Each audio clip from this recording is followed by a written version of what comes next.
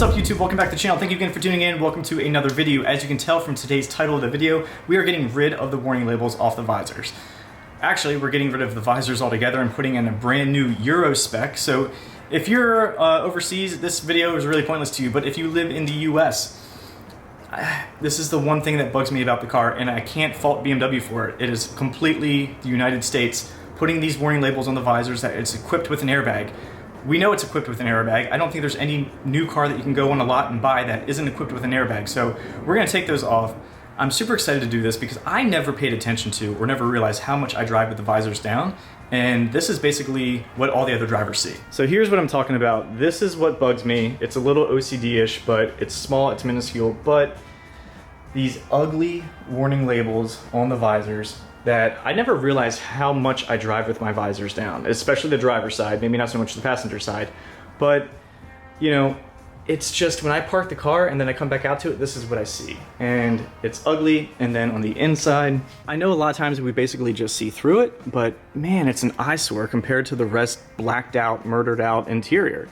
You know, got beautiful carbon fiber that we've done everywhere, and then this just warning label saying it's equipped with an airbag. I don't know of any new car that is out there that you can buy that doesn't come with an airbag.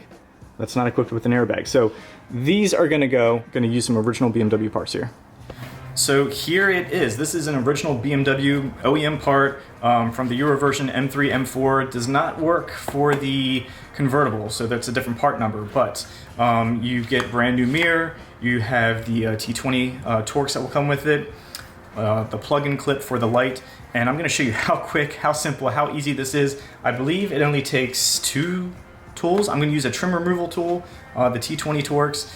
If you don't have a trim removal tool kit yet, pick one up. I use that practically for almost every interior mod, even a couple exterior ones. So if you don't have that in your arsenal of tools, get that. I'll leave a link in the description below. Anyway, let's get to it. Okay, so here is the visor. Here is how much it clashes in here. You see through it after a while. Like, obviously it just kind of blends in, but then when you do look up, it is just, it's unnecessary and it clashes. And I hate the fact that when I do flip it down, you know, the other drivers, that's all they're seeing too. Takes away the sex appeal from the rest of the car. So to do this, it's gonna be super simple. We just have to get to this. In order to do that, we're gonna take this out. I'm gonna flip this all the way around so it faces the window.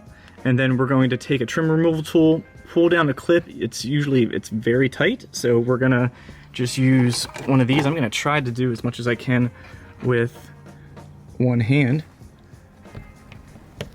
So like that just flips down. And like I said, this is a T20. So we'll grab our T20 Torx. And we're just going to simply loosen this. Once we get this loose, it will come out from the car. However, it will be connected still with that plug-in clip for the light there. So we will take that out. I'll probably have to set the camera down to do that part.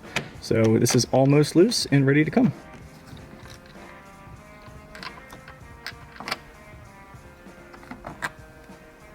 All right, T20 is out.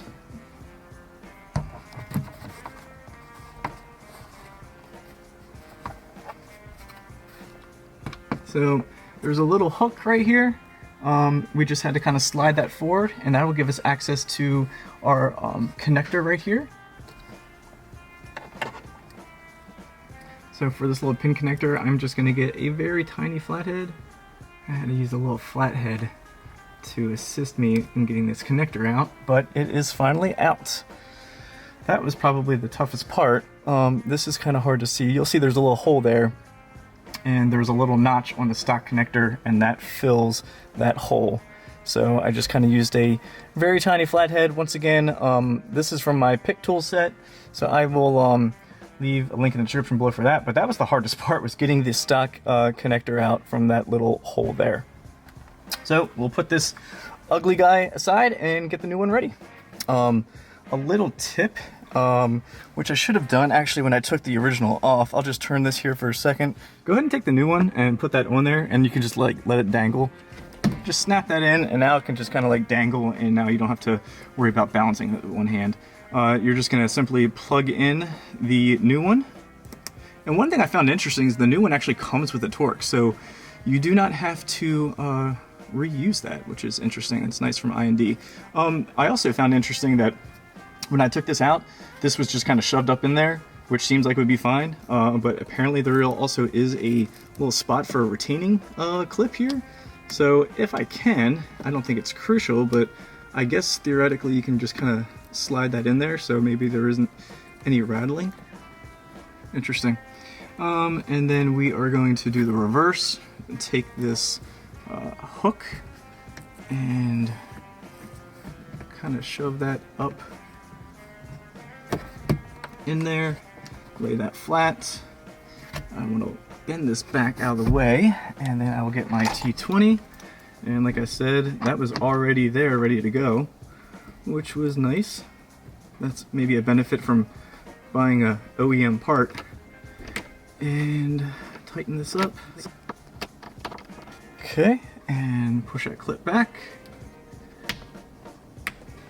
And before we go any further, we make sure that, man, I already, like, the difference. Let me stop here for a second and show the difference here. You don't notice it until you notice it. And once you see it, you can't unsee it. Just this big white yellow label,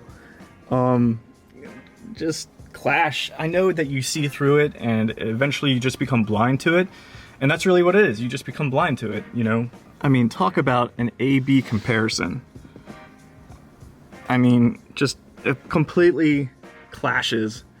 And now this just blends in seamlessly with the roof. I can't wait to do that side. First though, I want to make sure that everything is functional. So let's just get this going. I don't know if the headlights need to be on or not, but I'll turn them on. So flip this down and hopefully we get, yep, we get our nice little light. So that is functional. Make sure the wiring is good. All right, one down. Let's speed through this one now.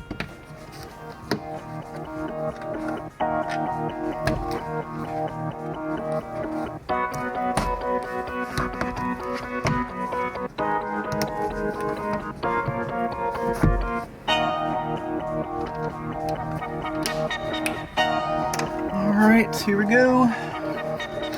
Woo! Yes.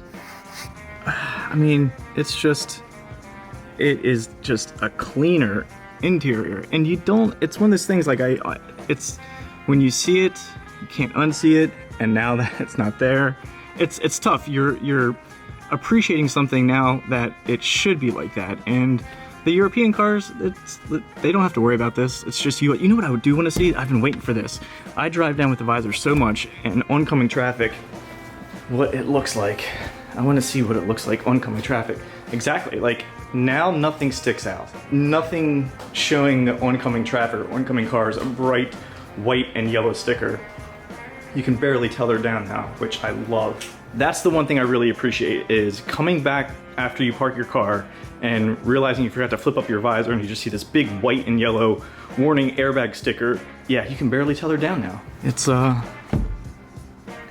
way it should be. And the way it is in Europe. Love it. So much cleaner, so much cleaner. There you go, guys, another interior mod for your F3 Series BMW. And let me take that back, that's not really just your F Series. This install really applies for a lot of the BMWs, E Series. There is always some type of flip down clip that you take out, and then some type of bolt or nut you unscrew, and then if your car has the interior lamp, more than likely it does, you undo that wiring clip. So, but that is the install for the F80. It'll be the same thing for the F82. I do, word of caution, don't believe these visors are the right size or fit for the convertible. So double check that. I don't think they are. But anyway, that's it. So much happier. It looks better on the inside and surprisingly the outside, which is something I wanted to check that box for a while. So that's it for today's video. I hope you enjoyed it. If you did, please give me a thumbs up. If you have any questions about the install, leave a comment. And if you haven't done already, please subscribe. Catch you guys next time. Out.